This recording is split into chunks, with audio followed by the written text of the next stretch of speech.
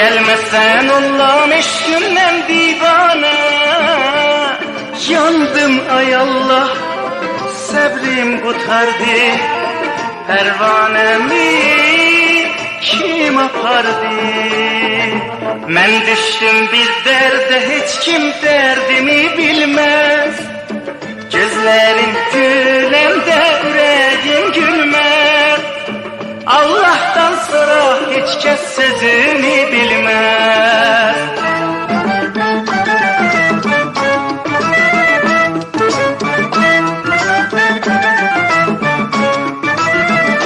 Aşıkına çağır ağlama, fiskin geçer ağlama. Felek bağlı kapını bir gün açar ağlama.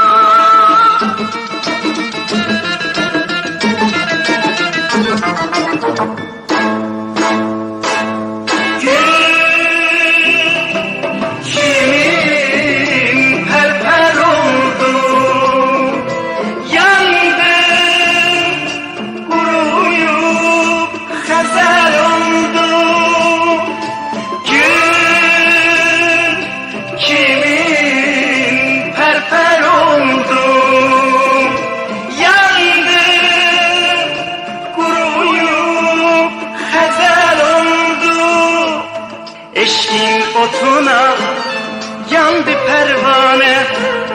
Bilmedim niye yarım oldu bigane. Peşiman olsam gel bize pervane. Gelmezsen Allah'ın eşkinden divane. Yandım ay Allah, sabrim kurtardı. Pervanemi kim apardı?